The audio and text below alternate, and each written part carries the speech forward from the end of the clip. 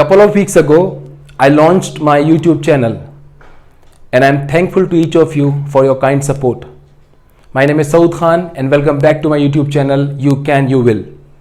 Today, I announce a new initiative, Curious Conversation. In this series, I will be inviting experts from different fields to talk about different topics.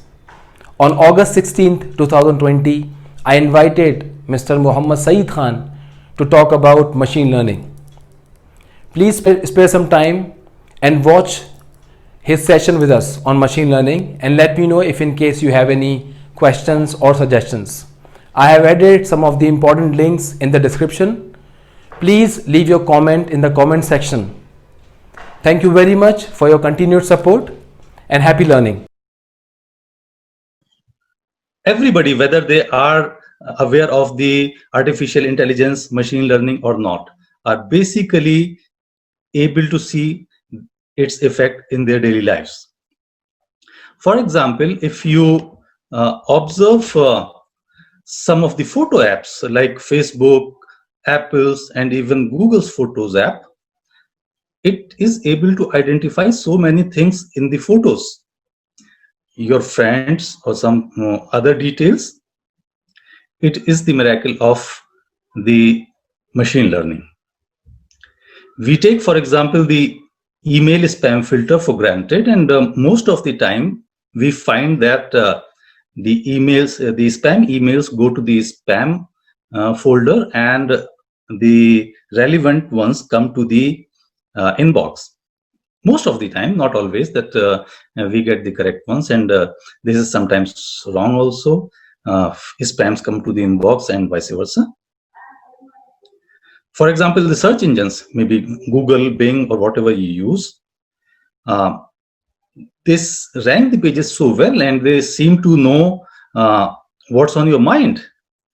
And if they have the information about the user, for example, if they have your profile and you search Java, then probably Google might show different thing to a programmer, and if it knows that you are a coffee aficionado. So that also it takes care of. Computer vision, the driverless cars that we talk about, and they have been testing. It is the legal things which is still there to be done, but the automobiles are basically able to drive themselves.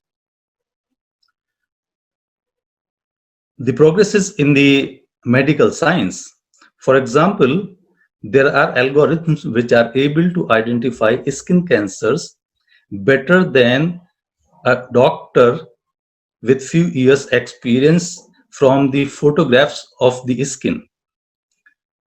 Similarly, yes, okay, so I was saying that, yeah, there are systems called recommender systems, which basically suggest, for example, you have bought this and you can buy this. And there are recommender systems which, for example, if you watch a video on YouTube or Netflix, they will say, okay, fine, you watch this, now this video is recommended for you. So this is all basically what we see in the basically the result of machine learning. Okay, so we just saw some of the examples of the usage of the machine learning, how basically computers learn to do certain tasks which are basically difficult for human beings to perform. Maybe due to the scale of the data involved, or due to the difficulty of writing any formal rules for describing those. You cannot write a rule for basically telling people which movies to watch after they have watched something. So formally, machine learning is a field of artificial intelligence. It deals with making machines learn through experience without the programmer telling them explicitly the rules for it. No programming is done for telling what is the rule for doing this. So it is, data is provided, there is then a model is chosen to basically what is called training. The model is trained so that the machine learns to make the decision itself. Broadly, there are two types of two categories of machine learning. There is supervised learning and unsupervised learning. Supervised learning is basically, you can move on to the next slide. That is slide number 5. Machine is provided with the data for where we have the answers. For example, I already gave you the examples of a machine able to identify the skin cancer from the photographs of the cancer. So beforehand, the machine basically is trained with a lot of photographs in which there are images of the persons which have skin cancers and the images of the persons which don't have skin cancers. Many a times it is possible that the yes answer is very rare. Lot of images don't have that information, and some images have that information. So there are algorithms to basically train how we basically go about those distorted results. So in the nutshell, supervised learning is where you give the answer to that. For example, you want to make a cat identification program in which you show an image to the computer and it says whether it is a cat or not. So you show it a lot of images which have cats. You have a program which basically takes as input those images and it reads those answers, and finally it learns and to classify any new images that you provide to it into whether it's a cat or not. Okay, so basically it is a field of artificial intelligence. Just to come to the background of it, human beings from the very beginning have been toying with the idea, are we the only intelligent beings? Are animals having any intelligence? And in the modern age, when the computers came, they started to think whether these machines also can have intelligence. So there were some philosophical views about what is intelligence, how do we define intelligence. There was a great scientist in the Second World War era, which basically, Alan Turing, which defined a test to test whether something is intelligent or not. So he defined a test which said that you put a teleprinter in one room and you put a person in another room, you chat with both the persons, and if you cannot distinguish which one is human and which one is machine, then the machine is intelligent. Nowadays we are seeing a lot of example of that. We have chatbots and all, and those chatbots they are not very intelligent, but they are sometimes able to basically answer some of our queries. So that is how these things evolved.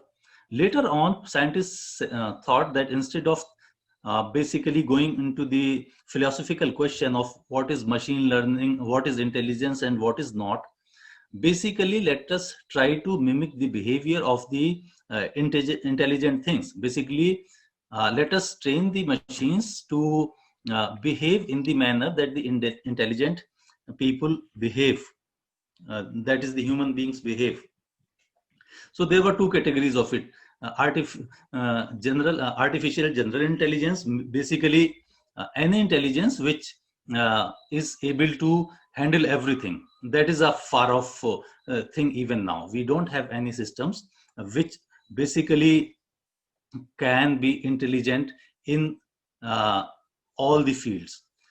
And then we have basically the specialized fields in which in certain areas certain machine algorithms have been trained which basically can answer the things in that field, which we will be basically seeing forward in these slides. Okay, so supervised learning, as I told, there are basically there is data which is given to the machine. It learns from that. It knows the answer, so it is able to finally learn and tell for the new data whether what is the answer. Examples are linear regression, for example, which says, let me just give you an example.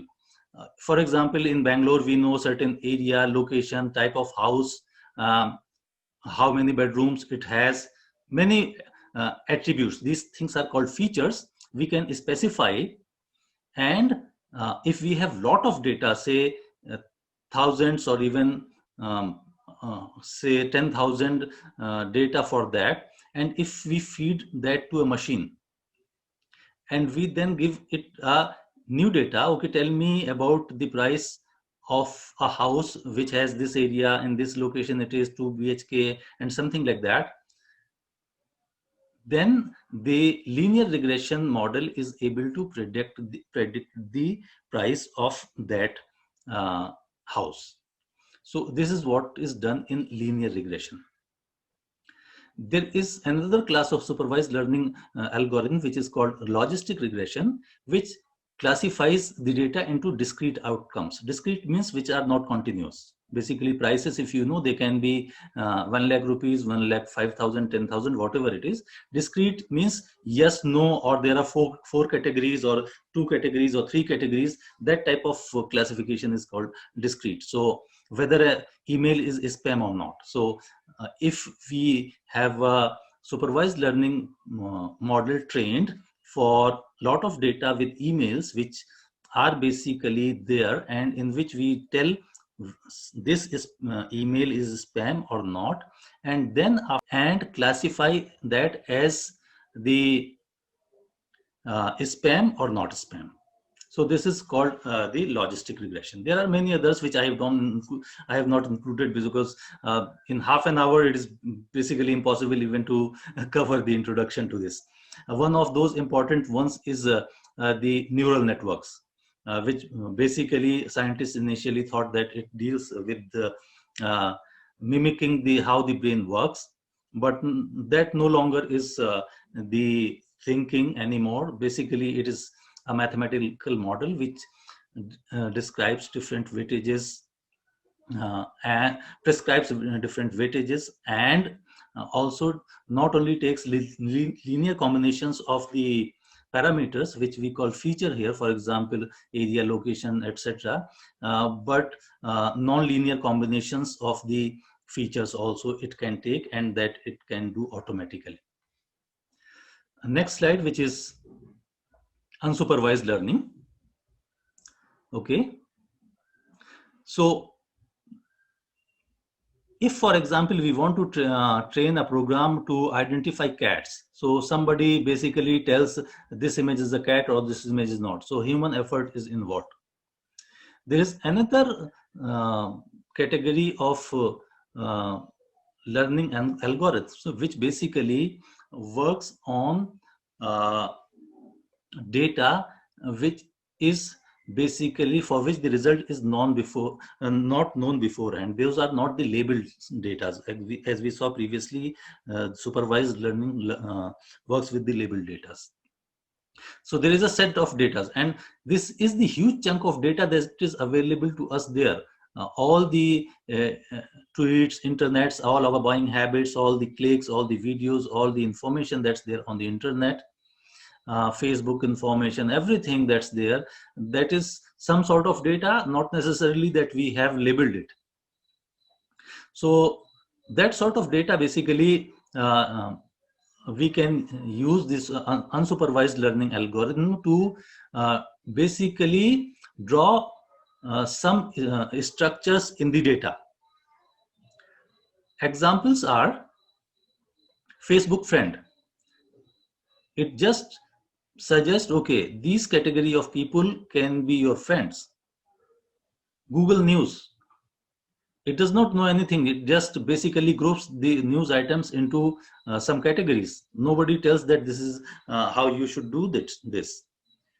Market segmentations, you have just the customer data. You don't know manually. Basically, it is quite difficult to classify that, and that's a humongous task. It is not humanly possible, even if we are doing it manually now, even if previously it was being done by human beings. So this sort of training algorithm, in which we take the unlabeled data, train that, and then draw some, try to find off some structure in that. This is called unsupervised learning. Two of those algorithms I have mentioned there, they are quite important. Basically, K-means algorithm is used to segregate data into some coherent subsets of data. For example, if you see a Facebook friend or market segment or Google News, and there is another uh, uh, algorithm called principal component analysis, which is basically used to find out the most relevant features in the data itself.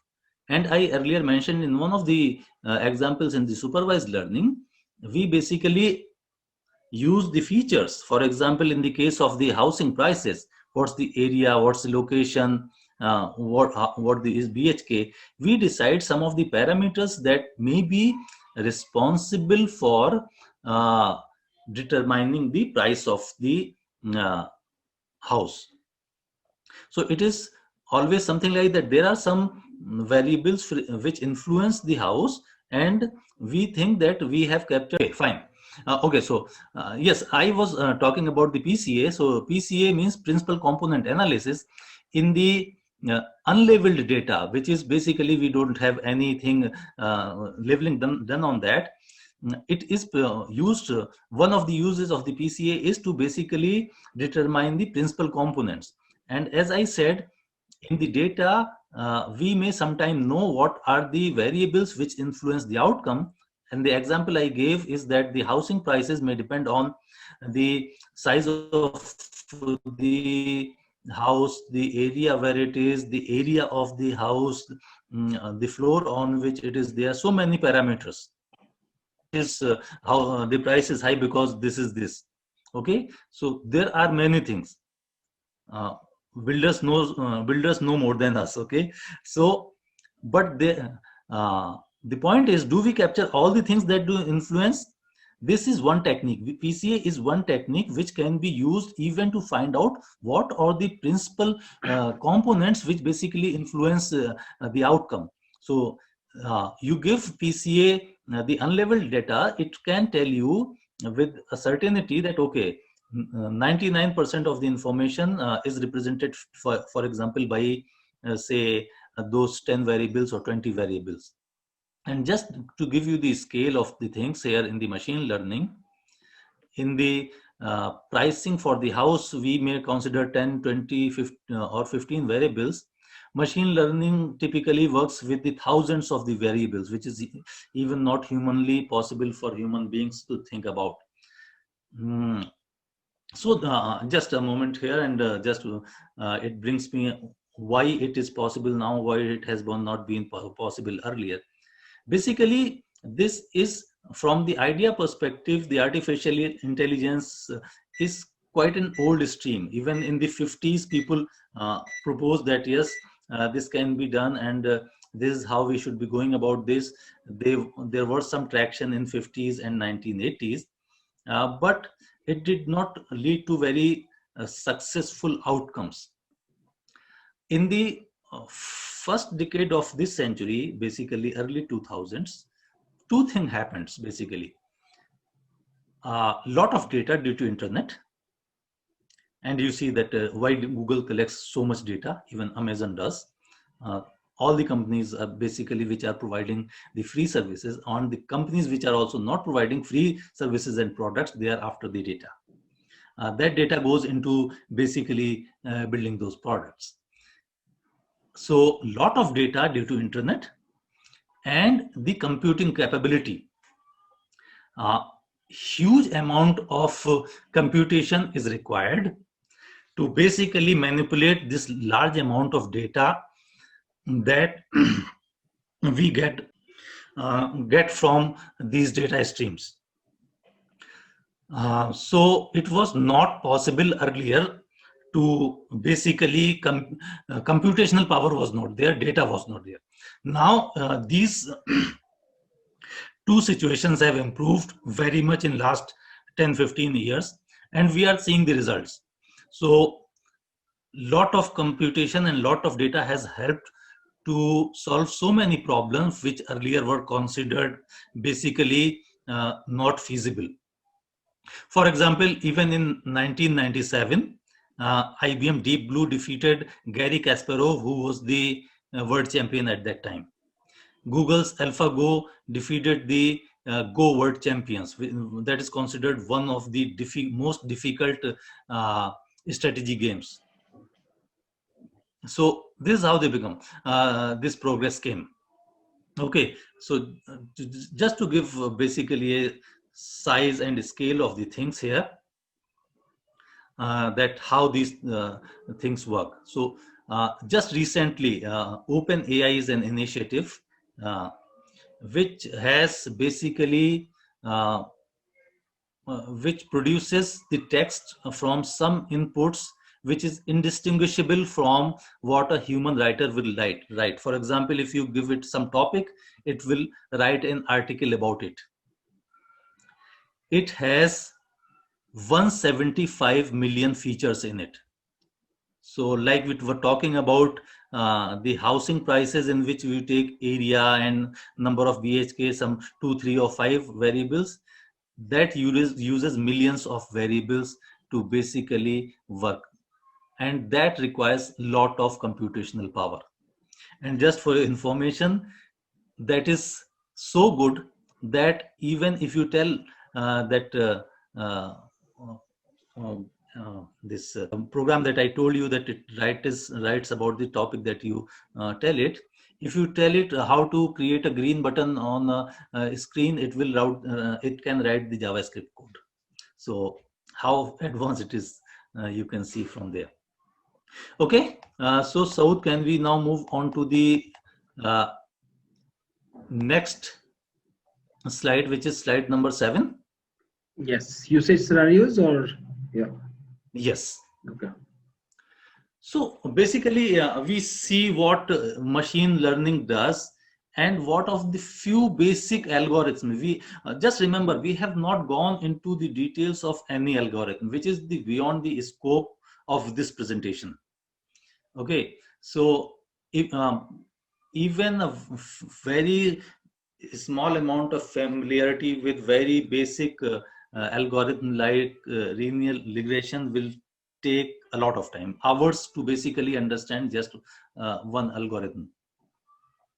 Okay, so we are leaving that aside. I will just provide some clues later on, where if you are interested, you can basically continue on that.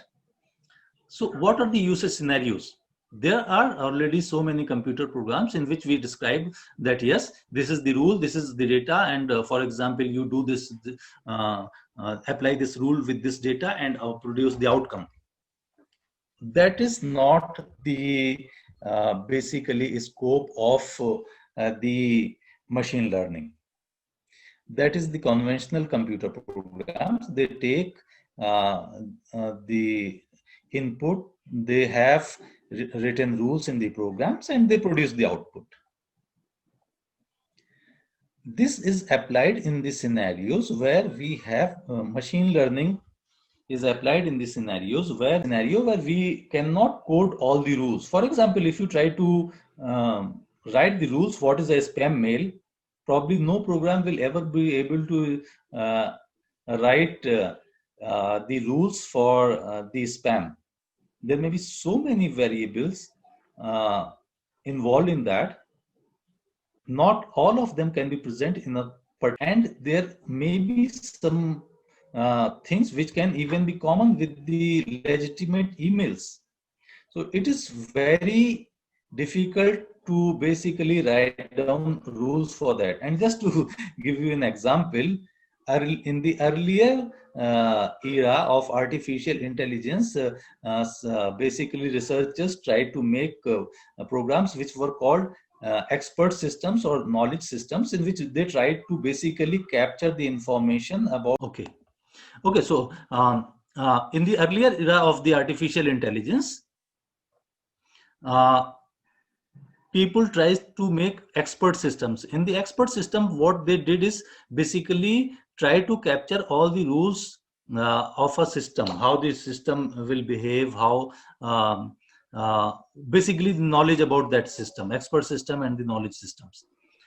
Sometimes it was able to answer the queries, but many a times it failed miserably. So the proper scenario for the application of machine learning is where we have no clarity on the rules to describe what should be the outcome. There is lot of data. This is the typical application where it is applied. For example, customer behavior, the clicks, what he likes, what he does not like, lot of data is there. Based on that, many companies, for example, Amazon itself, they are recommending the products to the customer.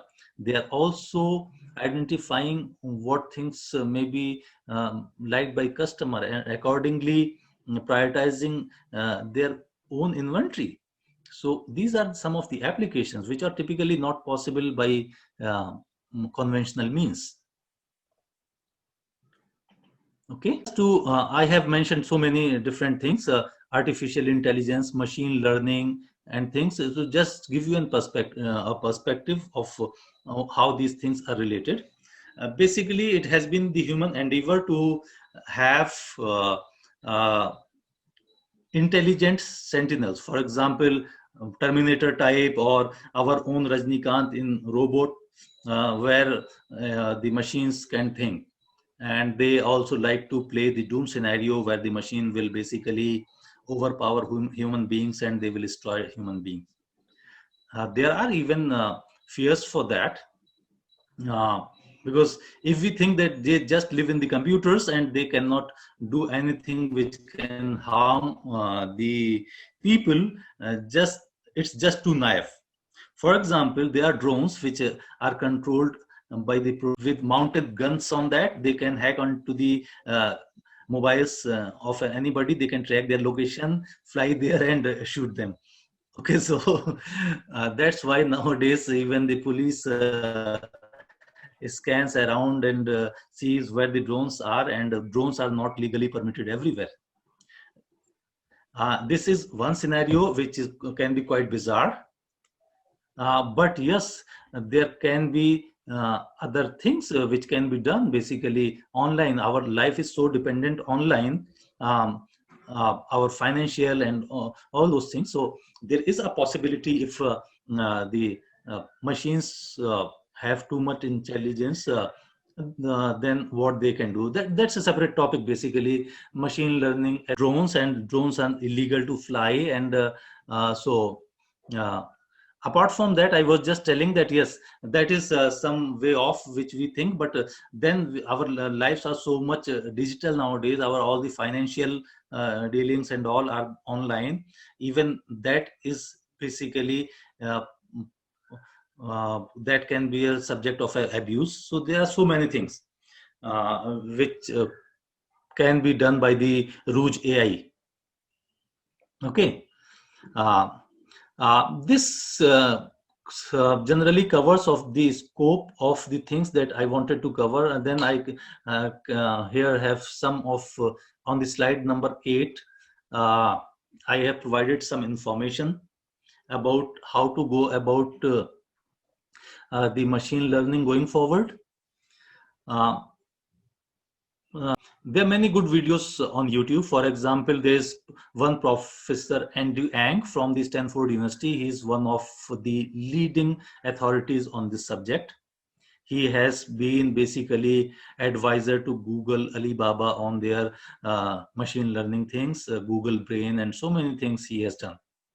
His lectures are available on YouTube. Some programming familiarity is required. Python is widely used. It is not the only used language here. So if you want to learn a language for machine learning, my advice is learn Python. It is very widely used. So many libraries are available in Python. Unless you have a specific requirement, some other language, default language for the machine learning should be Python. There are free and open source things, for example, Keras, PyTorch, TensorFlow, all available, for example, in Python. There are also proprietary frameworks available. Amazon has on the AWS machine learning, great suite of machine learning. You can use it. But if you think if you can use it without knowing the machine learning or without knowing any Programming language, it is not possible. While the interface for the AWS machine learning is programming language agnostic, you can specify any language, but nonetheless, it needs to be specified in a programming language. Amazon SageMaker is there, IBM Watson is there, Microsoft has their Azure machine learning, Google Prediction API. So a lot of things are there, and these can be used to basically make your own AI programs. Just to conclude, next slide. As I said earlier, it is no scope to go into the details of any algorithm there. For example, I mentioned here linear regression. Basically, if those who are from the engineering and maths background may understand that. Saud, have you moved to the slide number 9, please? Yes, remember, yeah, I'm on that slide. Yeah, okay, yeah. Okay, so they may remember linear equation is a form of x and y variables. So y is equal to mxc, or ax plus by plus c is equal to 0. This type of, in this, if you have just to sort for the linear regression for the simple variable, we have to do a lot of math, which involves basically the matrix operations, etc. And then we have to basically find the minimas and all. Basically, this is beyond the scope of that. So just remember that just even to use other tools, you must have some basic understanding of mathematics and some programming, statistics, and probability. This is what is needed. Okay, so thanks everybody, and this was all from me that I just wanted to talk to you about. If you have any questions, I am very pleased to take those questions. It's now your chance. Thank you very much, Said Bhai. It was indeed very insightful and quite informative, even to someone like me who comes from a non-tech background. So once again, thank you so much for that.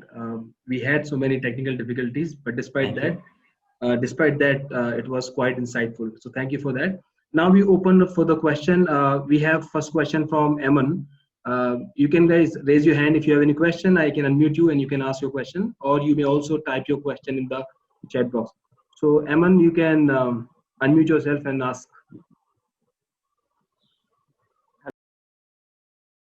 Assalamualaikum, Saud Bhai and Said Bhai. First of all, thank you very much, Said Bhai, for that very informative session. So my question is that I have whatsoever no technical background. I have learned C++ a little bit since I had a PCM with computers in my 11th and 12th. But other than that, I have whatsoever no technical background. So I wanted to ask how and from where should I start, because there have been many people who have given me many different kinds of opinions, like start from SQL, or you can directly start from R, or learn some programming language first, like C or C++. So I wanted to ask from you, from where should I start, because I have no knowledge, no technical knowledge, no programming language knowledge. Thank you. Okay, I assume your question is where should you start to learn machine learning, correct? Yes. Do you have any mathematics background till +2 or something? Yes. For statistics, regression, probability, yes, I have that kind of background. Yes, that is all that is required as a basis for building on the machine learning, or even artificial intelligence. Basically, artificial intelligence is a aspiration which we achieve through machine learning, and there is another specialized category of machine learning called deep learning, and that is very useful and much more powerful tool. Okay, so if you know that much mathematics, my advice will be learning Python. If you have learned C++, like Python is a very simple language, and learning machine learning from some of the tutorials that I have mentioned here in this slide. It may be a long haul, Okay. but it is worth it. Okay. Yeah. Thank you. Wonderful. Thanks, Saeed Bhai, and thanks, Ayman, for the question. Does anyone have any other question? Okay. So Selena was asking, apart from machine learning, I have come across deep learning. Can you also give a brief idea of difference between machine learning and deep learning? So Saeed Bhai, the question Yes, is, I can just you? mentioned in the previous point about the deep learning. It is specialized in machine learning. I said there is something called neural networks. Neural networks try to mimic the what we think how the brain functions. That is not absolutely true. That's just a mathematical model to take large number of inputs and manipulate that to arrive at an output or many outputs, and in between have many layers of abstractions. So that neural networks is basically a multi-layered connection. It is called a deep learning when the number of layers is large. So yeah, so I was just saying that there's something called neural networks. Neural networks, what is it does is there's an input layer and there's an output layer. In between there are many hidden layers. Those layers consist of nodes. Okay, so you can basically visualize a layer as a basically consisting of say some circles. Okay, all the circles in one layer are connected to all the circles in the next layer, and all the circles in the that layer are connected to next layer. This is called a neural network. If there are so many layers, hidden layers in between the input and output, it is called uh, a deep neural network. The beauty of the deep neural network is that it can adapt to learn so many abstract problems. Reason being, as we basically mentioned, that linear regression takes basically linear combinations of the variables which are responsible, whereas the deep neural networks take any combination of the responsible factors in the ratios it deems it to fit to provide a given output. Okay, so all the inputs taken, all the weightages given to that by the network itself to train it, so that when it sees a new data, it can give you a very good output. That is why it is called deep learning. Deep has only connotation do with the layers of the hidden layers, number of hidden layers. That's it in the neural network. Thanks, Srinivas, for the wonderful question. We have another question from Sister Iram. She's asking how this technology could be transformed and make commercial viable on a small scale level at small investment under local vocal scheme of Government of India. Yes, I can see now. He's an expert. He can probably give you one session on the this natural language processing and natural language understanding and chatbots itself. Okay, wonderful. You don't need much investment to have those chatbots, etc. And that is so good basically to handle your customers. Even if you are having a call center in which 10 agents are required, and the chatbots can handle say only 30% of that load, only 7 will be required. 7 agents will be required. And Great. They are not difficult or very costly to deploy. Nawab, any comments? Yeah, you're right actually. So I think this is a very simple application for the machine learning. You can term it as a NLP or NLU, where based on the utterances you can train the human understanding into the machine learning or using those algorithms, right? So that is, I think, very simple applications and is being adopted at wider level. across the industry and across the different market segments. And it's very, very simple. Like there are many open source framework like Rasa, which exactly you can explore. You can just put some of the training utterances there, and then you are just keep going, working on those things. And you can create many applications for any industry, whatever you can think of. It's beyond your imagination what exactly you can do with it. So yeah, so that is very simple, I would say. And it's something like you need not exactly train or need not exactly go into detail, but you just use those frameworks. And if you want to add anything, might be at the framework level, you can for sure contribute, but you can start using those things for your daily life. I will have to have a connect with you to request for a session on this specifically. We'll connect with you and then we can have a separate session on that. It is quite interesting actually. Thank you, Said Bhai and Nawab Bhai. Yeah, Alexa is there. Yeah. Which does voice recognition also. Yeah, so he Yes, will yes. tell you all about that. Yeah, right. We have another question from Tariq Pradhan Bhai. Any certification online starting from machine learning basics to advanced level reputable in the market? That is the question. There are certifications. AWS itself provides certification in ML.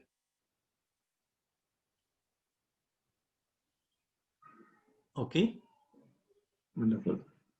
Okay, great. And AWS certifications do carry certain industrial recognition.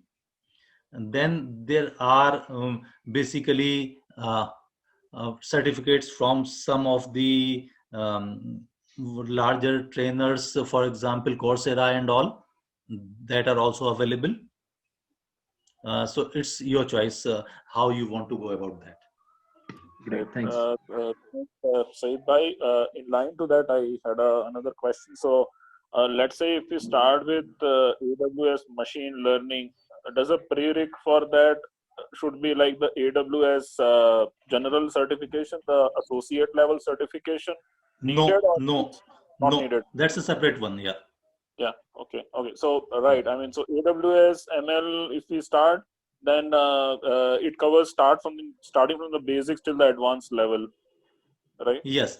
And one thing I forgot to tell, that this frameworks that are there, AWS, ML and all, you don't need to train them. They are trained network things in AWS and Azure and Google. You need to use them, and basically you should be aware of what services they are providing.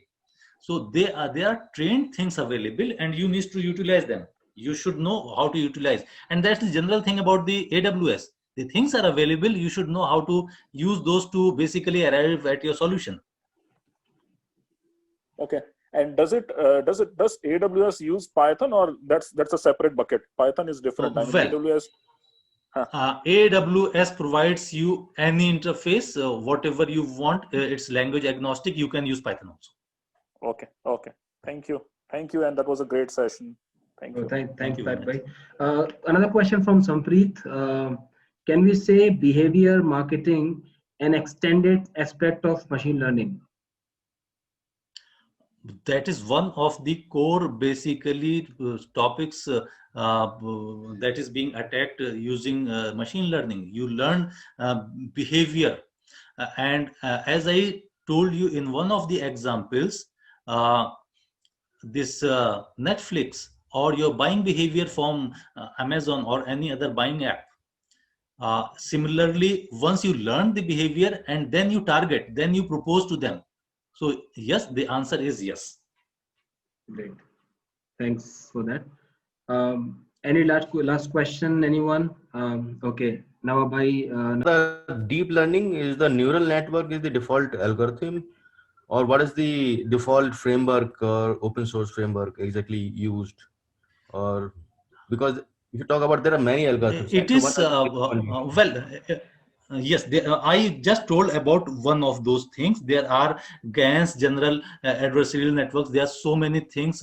Just because this is not the scope of the things to cover here, I did not mention those. Okay, I even have not mentioned the deep learning here in my slides. So TensorFlow and all those things can take care of those things and can provide you services for the deep learning.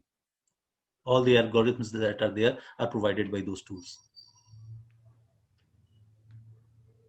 Sure. Thank Okay. you, sir. Wonderful. I think, Saeed Bhai, we have taken more time than I requested from you. All right. Thank you very much, Saeed Bhai, once again. It was a wonderful session.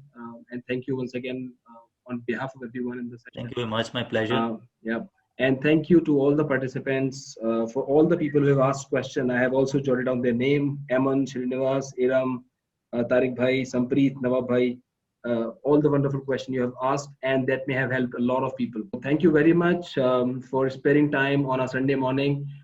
Happy weekend. Enjoy your time with the family and take care of yourselves.